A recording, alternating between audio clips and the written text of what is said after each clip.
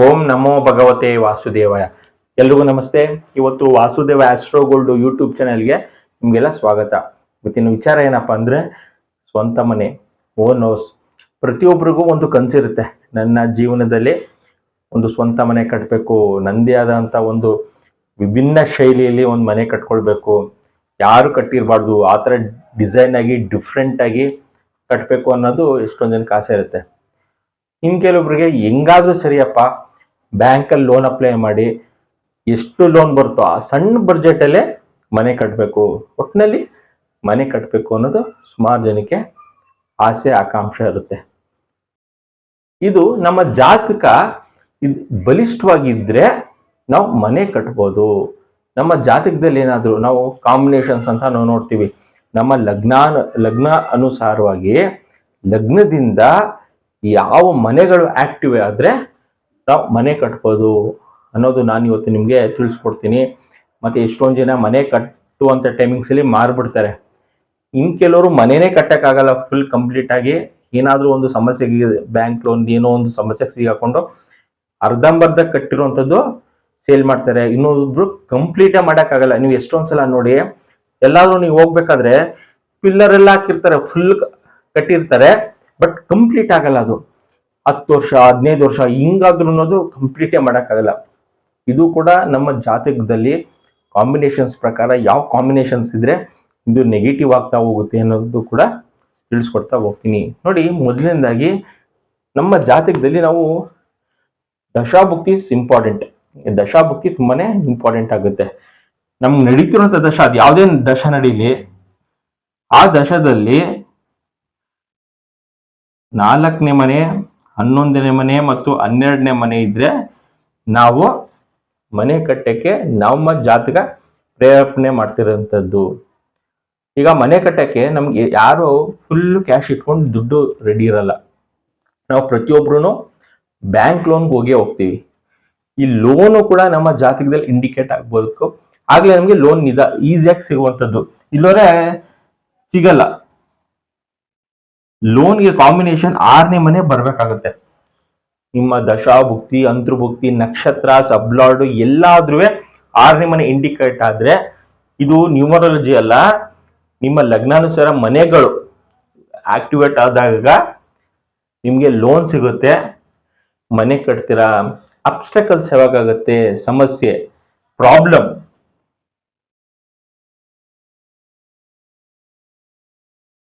ಮೂರನೇ ಮನೆ, 8ನೇ ಮನೆ, 12ನೇ ಮನೆ ಬಂದಾಗ ಸಮಸ್ಯೆ ಆಗುತ್ತೆ. ಅಲ್ಲಿ ಏನೋ ಒಂದು ಸಮಸ್ಯೆ ಆಗುತ್ತೆ, ಕೋರ್ಟ್ ಕೇಸ್ ಹಾಕ್ಬಿಡ್ತಾರೆ, ಇನ್ನೊಬ್ರು ಯಾರೋ ಜಾಗ ಒತ್ತುವರಿ ಮಾಡ್ಕೊಬಿಡ್ತಾರೆ, ಮತ್ತೆ ಏನೋ ಒಂದು ಸಮಸ್ಯೆ, ಅಲ್ಲಿ ಕಟ್ಬೇಕಾಗಿರುವಂಥದ್ದು ಯಾರೋ ಒಬ್ರಿಗೆ ಏಟ್ ಆಗ್ಬಿಡುತ್ತೆ, ನೀವು ಕಂಪ್ಲೀಟೇ ಮಾಡೋಕ್ಕಾಗಲ್ಲ. ಈ ರೀತಿ ಕೂಡ ಸುಮಾರು ದೊಡ್ಡ ದೊಡ್ಡ ಕಾಂಪ್ಲೆಕ್ಸ್ಗಳು ಅರ್ಧಕ್ಕೆ ನಿಂತೋಗಿರುವಂಥದ್ದು.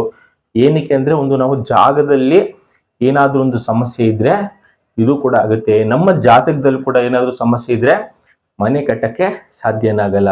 ಇನ್ ಕೆಲವೊಬ್ರು ಸುಲಭವಾಗಿ ಒಂದು 6 ತಿಂಗಳು ವರ್ಷದಲ್ಲೇ ಒಂದು ದೊಡ್ಡ ಮನೆ ಕಟ್ಬಿಡ್ತಾರೆ. ಯಾಕಂದ್ರೆ ಕಾಂಬಿನೇಷನ್ಸ್ ಅಲ್ಲಿ ಇದು ನಡೆದಾಗ ಯಾವುದೇ ರೀತಿಯ ಸಮಸ್ಯೆ ಇರಲ್ಲ. ನಮ್ಗೆ ಏನಾದ್ರೂ ದಶದಲ್ಲೂ ಇದು ನಡೆದು ಭುಕ್ತಿ ಅಂತರ್ಭುಕ್ತಿಯಲ್ಲೂ ಇದೇನಾದ್ರು ಕಾಂಬಿನೇಷನ್ಸ್ ಬಂದ್ಬಿಟ್ರೆ, 3ನೇ ಮನೆ 8 12ನೇ ಮನೆ ಬಂದ್ರೆ ಏನಾದ್ರೂ ಒಂದು ಸಮಸ್ಯೆಗೆ ನಾವು ಸಿಗಾಕೊಳ್ತೀವಿ. ನಾವು ಫಸ್ಟ್ ಮನೆ ಕಟ್ಟುವಂತ ಮುಂಚೆವಾಗಿ ಇದು ಯಾವುದೇ ರೀತಿಯ ಪ್ರಾಬ್ಲಮ್ ಇರಲ್ಲ. ನಾವು ಯಾವಾಗ ಮನೆ ಕಟ್ಟಕ್ಕೆ ಸ್ಟಾರ್ಟ್ ಮಾಡ್ತೀವಿ, ಗುದ್ಲಿ ಪೂಜೆ ನಂತರ ಒಂದೊಂದೇ ಸಮಸ್ಯೆ ಆಗುವಂಥದ್ದು. ಯಾರೋ ಒಬ್ರು ಮನೇಲಿ ಹಾಸ್ಪಿಟಲೈಸೇಷನ್ ಆಗುವಂಥದ್ದು, ಲೋನ್ ಕರೆಕ್ಟಾಗಿ ಸಿಗಲ್ಲ, ಇನ್ನೇನೋ ಒಂದು ಸಮಸ್ಯೆ ಆಗುತ್ತೆ. 5 ವರ್ಷ ಆದ್ರೂ ಮನೆ ಕಟ್ಟಕ್ಕಾಗಲ್ಲ. ಕೊನೆಗೆ ಅದು 3ನೇ ಮನೆ ಬಂದು ಮನೆನೇ ಸೇಲ್ ಮಾಡ್ಬೇಕಾಗತ್ತೆ. ಇದು ಕೂಡ ಎಷ್ಟೊಂದು ಜನ ಅವ್ರ ಆರೋಸ್ಕೋಪ್ ಅಲ್ಲಿ ನೋಡ್ಬೇಕಾದ್ರೆ 3ನೇ ಮನೆ ಏನಾದ್ರೂ ಇಟ್ಟಾಗಿದ್ರೆ, 8ನೇ ಮನೆ ಇಟ್ಟಾಗಿದ್ರೆ, 12ನೇ ಮನೆ ಏನಾದ್ರು ಇಟ್ಟಾಗಿ ಈ ಕಾಂಬಿನೇಷನ್ಸ್ ಇದ್ರೆ ಈಗ 12ನೇ ಮನೆ ನಮ್ಗೆ ಪಾಸಿಟಿವ್ ಇದೆ, ಅದು ನೆಗೆಟಿವ್ ಅಲ್ಲೂ ಈ ಮನೆ ಆಕ್ಟಿವೇಟ್ ತಗೊಂಡಾಗ ತುಂಬಾ ಲಾಸಸ್ ಆಗುತ್ತೆ. ನೀವೇನೋ ತಗೊಂಡಿರ್ತೀರ ಎಷ್ಟೋ ಅಮೌಂಟ್ಗೆ, ಅಮೌಂಟ್ ಅರ್ಧ ಅಲ್ಲೇ ಕಳ್ಕೊಳ್ಬೇಕಾಗುತ್ತೆ. ನಿಮ್ಗೆ ಪ್ರಾಫಿಟ್ ಅಂತೂ ಯಾವುದೇ ಕಾರಣಕ್ಕೆ ಬರಲ್ಲ.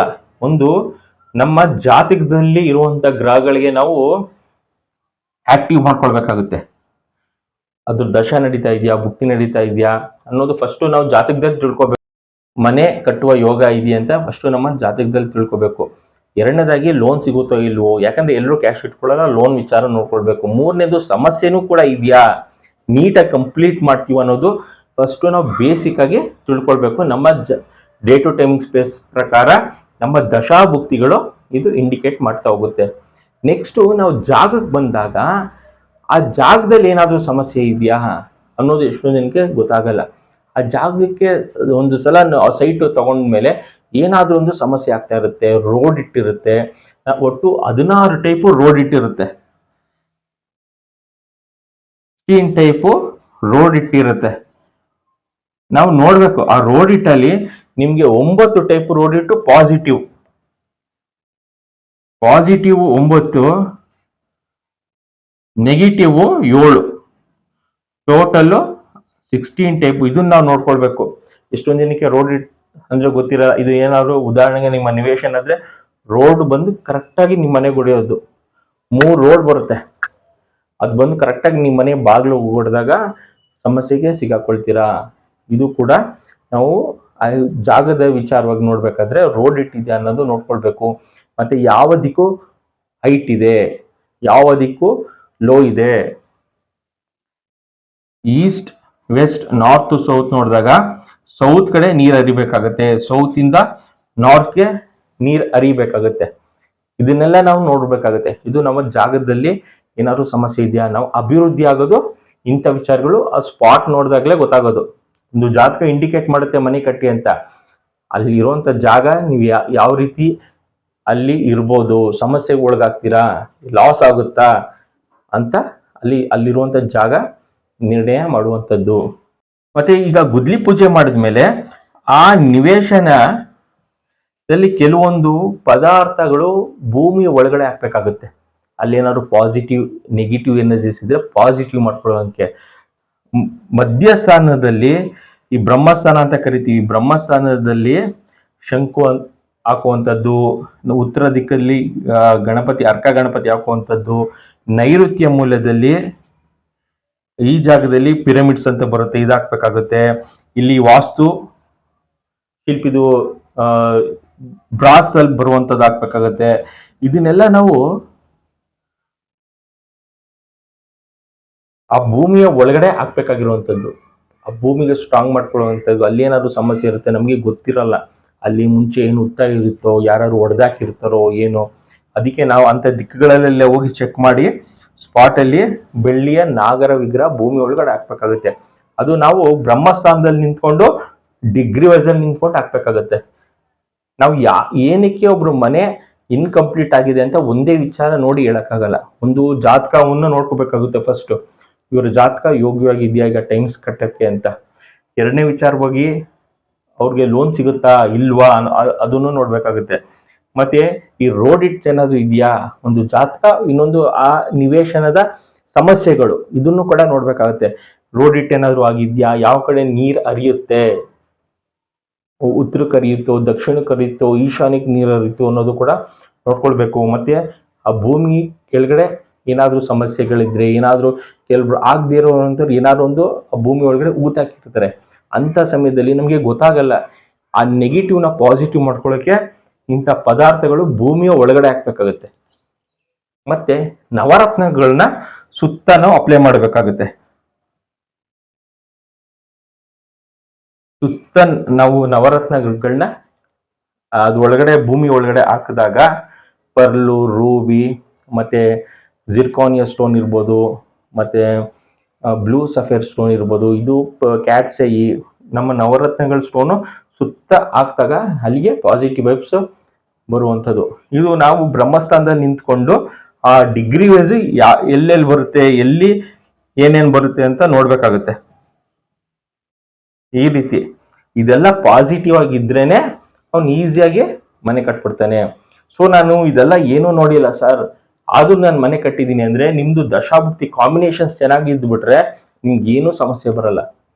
ನಿಮ್ಗೆ ದಶಾಭುಕ್ತಿಗಳು ಸಮಸ್ಯೆ ಇದ್ದು ಯಾವ್ದಾದ್ರು ಒಂದು ಸಮಸ್ಯೆ ಇದ್ರೂ ನಿಮ್ಗೆ ಏನಾದ್ರೂ ಒಂದು ಸಮಸ್ಯೆ ಬರುತ್ತೆ, ನೀವು ಅದು ಕಂಪ್ಲೀಟ್ ಮಾಡಕ್ಕೆ ಆಗ್ತಿರಲ್ಲ, ತುಂಬಾ ಎಳೆಯುತ್ತೆ. ನಿಮ್ಗೆ 1 ವರ್ಷ ಅಂತ ಹೇಳಿರ್ತಾರೆ, 3 ವರ್ಷ ಆಗಿರುತ್ತೆ.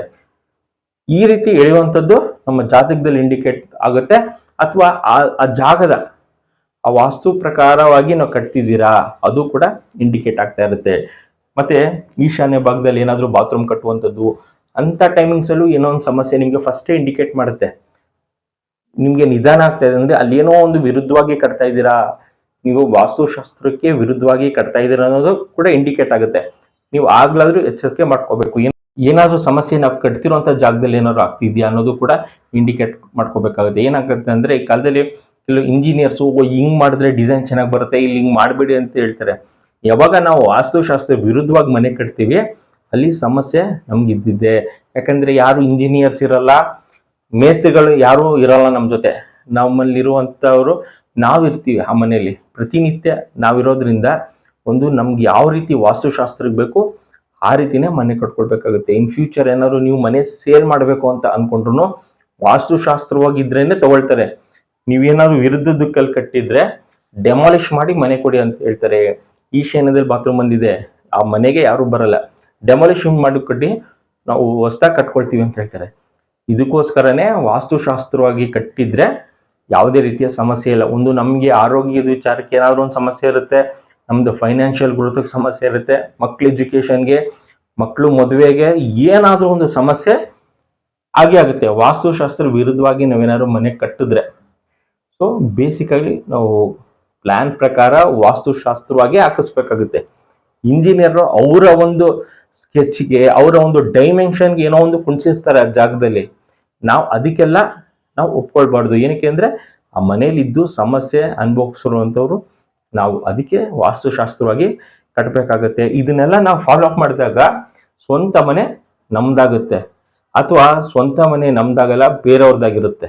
ನಾವು ಏನಾದರೂ ಒಂದು ಎಡವಟ್ ಮಾಡ್ಕೊಂಡ್ರೆ ಜಾತಕದಲ್ಲಿ ನಾವೇನು ಎಡವಟ್ ಮಾಡೋಕ್ಕಾಗಲ್ಲ, ಅದು ನಮ್ಮ ಹಣೆ ಬರ, ಅದು ಹಂಗೆ ಫಿಕ್ಸ್ಡ್ ಆಗಿರುತ್ತೆ. ಸಮಸ್ಯೆ ಇದ್ರೆ ಇರುತ್ತೆ, ಈಸಿಯಾಗಿ ತಿಳಿಸಿ ಹೇಳ್ಬೋದು. ಈ ವಾಸ್ತುಶಾಸ್ತ್ರ ಅನ್ನೋದು ನಮ್ಮ ಕೈಯಲ್ಲಿರುತ್ತೆ. ಜಾಗ ತಗೊಳ್ಬೇಕಾದ್ರೆ, ಮನೆ ಕಟ್ಟಬೇಕಾದ್ರೆ ಯಾವ ಜಾಗದಲ್ಲಿ ಇಲ್ಲಿ ಏನು ಬರಬೇಕು ಅನ್ನೋದೆಲ್ಲ ನಮ್ಮ ಕೈಯಲ್ಲಿರುತ್ತೆ. ನಾವು ಅದನ್ನ ಹೇಳಿ ಮಾಡಿಸ್ಬೇಕಾಗುತ್ತೆ. ನಾವು ಅಲ್ಲೇನಾದ್ರೂ ಎಡವಿದ್ರೆ ನಾವು ಮತ್ತೆ ಸಮಸ್ಯೆಗೆ ಸಿಗಾಕೊಂಡು ಸ್ವಂತ ಮನೆನೇ ಬೇರೆಯವ್ರಿಗೆ ಕೊಡ್ಬೇಕಾಗುತ್ತೆ. ಇದಿಷ್ಟು ಸ್ವಂತ ಮನೆದ ವಿಚಾರ. ಇದ್ರ ಜೊತೆಗೆ ಯಾರು ದೇವ್ರಿಗೆ ಸಂಕಲ್ಪ ಮಾಡ್ಕೊಳ್ಬೇಕು ಅಂತ ಅಂದ್ರೆ ನೀವು ವರಹ ಸ್ವಾಮಿ ದೇವಸ್ಥಾನಕ್ಕೆ ಹೋಗಿ ಸಂಕಲ್ಪ ಮಾಡ್ಕೊಂಡ್ರು ತುಂಬಾ ಒಳ್ಳೇದಾಗುತ್ತೆ. ಮನೆ ಬೇಗ ಕಟ್ತೀರಾ, ಬೇಗ ಕಟ್ಟಿ ಮುಗಿಸ್ತೀರಾ. ಭೂವರಹ ಸ್ವಾಮಿ ಟೆಂಪಲ್ ಎಲ್ಲಿರುತ್ತೆ ಅಂತ ನಿಮ್ಮ ಮನೆ ಹತ್ರ ಅಥವಾ ಎಲ್ಲಿದ್ರು ಪರವಾಗಿಲ್ಲ, ಅಲ್ಲಿ ಹೋಗಿ ಸಂಕಲ್ಪ ಮಾಡ್ಕೊಳ್ಳಿ ಭೂವರಹ ಸ್ವಾಮಿ. ಅಲ್ಲಿ ನಿಮ್ಗೆ ಬೇಗ ಯಶಸ್ಸು ಅಂತೂ ಸಿಗುತ್ತೆ. ಇದ್ರ ಜೊತೆಗೆ 11ನೇ ಮನೇಲಿ ಯಾವ ಗ್ರಹ ಇದೆ ಅಂತ ನೋಡ್ಕೊಳ್ಳಿ. ಲಗ್ನದಿಂದ 11ನೇ ಮನೆಯ ಗ್ರಹ, ಆ ಗ್ರಹಕ್ಕೆ ಸಂಬಂಧಪಟ್ಟಿರುವಂಥದ್ದು ಉಂಗ್ರ ರುದ್ರಾಕ್ಷಿ ಮಂತ್ರ ಪಠನೆ ಮಾಡ್ಕೊಳ್ಳಿ. ಒಂದು ಫೈನಾನ್ಷಿಯಲಿ ಮತ್ತೆ ಎಲ್ಲಾ ರೀತಿಯೂ ಬೆನಿಫಿಟ್ಸು ನಿಮಗೆ ಲಗ್ನದಿಂದ 11ನೇ ಮನೆ ಕೊಡುತ್ತೆ. ನಿಮ್ಮ ಎಂಟೈರ್ ಡಿಸೈರ್ಸ್ ಏನೇನು ಅನ್ಕೊಂಡಿದ್ದೀರಾ ನಿಮ್ಮ ಲೈಫಲ್ಲಿ ಎಲ್ಲ ಕೂಡ 11ನೇ ಮನೆ ಕೊಡುತ್ತೆ. ಅದಕ್ಕೆ ಸಂಬಂಧಪಟ್ಟಿರುವಂಥದ್ದು ಉಂಗ್ರ ರುದ್ರಾಕ್ಷಿ ಮಂತ್ರ ಪಠನೆ, ಕ್ರಿಸ್ಟಲ್ಸ್ ಕೂಡ ಹಾಕೊಂಡ್ರು ತುಂಬ ಪಾಸಿಟಿವ್ ವೈಬ್ಸ್ ಇರುತ್ತೆ. ಅದನ್ನು ಕೂಡ ಮಾಡ್ಕೊಳ್ಳಿ. ಆಗ ಸ್ವಂತ ಮನೆ ನಾವು ಈಸಿಯಾಗಿ ಮಾಡ್ಕೊಳ್ಬೋದು. ಈ ಕಾಲದಲ್ಲಿ ಎರಡೇ ವಿಚಾರ ತುಂಬಾ ಜನ ತಲೆ ಕೆಡಿಸ್ಕೊಂಡಿರುವಂಥದ್ದು, ಒಂದು ಮದುವೆ ವಿಚಾರ, ಇನ್ನೊಂದು ಮನೆ ಕಟ್ಟೋದು. ಮನೆ ಕಟ್ಟೋದು ಕೂಡ ಸಿಂಪಲ್ ಆಗಿರುತ್ತೆ. ಸ್ಟೆಪ್ ಬೈ ಸ್ಟೆಪ್ ನೋಡ್ಕೊಂಡು ಹೋದ್ರೆ ನಮ್ಮ ಜಾತಕದಲ್ಲಿ ಇದೆಯಾ, ಲೋನ್ ಸಿಗುತ್ತಾ, ಅಥವಾ ನಾವು ತೊಗೊಂಡಿರುವಂಥ ಸೈಟು ಪಾಸಿಟಿವ್ ಆಗಿದೆಯಾ, ನೆಗೆಟಿವ್ ಆಗಿದ್ರೆ ಏನು ಮಾಡ್ಕೊಳ್ಬೇಕು, ಅದನ್ನೆಲ್ಲ ನಾವು ರೆಮಿಡೀಸ್ ಮಾಡ್ಕೊಂಡ್ರೆ ಖಂಡಿತ ಹ್ಯಾಪಿಯಾಗಿ ನಾವು ಲೈಫ್ನ ಲೀಡ್ ಮಾಡ್ಕೊಡ್ದು. ಇದಿಷ್ಟು ಸ್ವಂತ ಮನೆ ವಿಚಾರವಾಗಿ ಹೇಳಿದ್ದೀನಿ. ಯಾರು Vasudeva astro gold YouTube channel subscribe ಮಾಡ್ಕೊಂಡಿಲ್ಲ ಇವತ್ತೇ ಮಾಡ್ಕೊಳ್ಳಿ. ಹಾಕುವಂಥ ವೀಡಿಯೋಸ್ ನಿಮಗೆ ರೀಚ್ ಆಗುತ್ತೆ. ಮತ್ತು ನನ್ನ ಈ ಚಾನಲಲ್ಲಿ ಯಾವುದು ಬೋಗಸ್ ವಿಚಾರ ಹಾಕಲ್ಲ. ನಿಮಗೆ ಜ್ಯೋತಿಷ್ಯ ಶಾಸ್ತ್ರಕ್ಕೆ ಏನು ಬೇಕು ಅದನ್ನು ಮಾತ್ರ ಅಪ್ಲೋಡ್ ಮಾಡ್ತಾ ಇರ್ತೀನಿ. ನಿಮಗೆ ತುಂಬ ಯೂಸ್ಫುಲ್ ಆಗುತ್ತೆ. Thank you.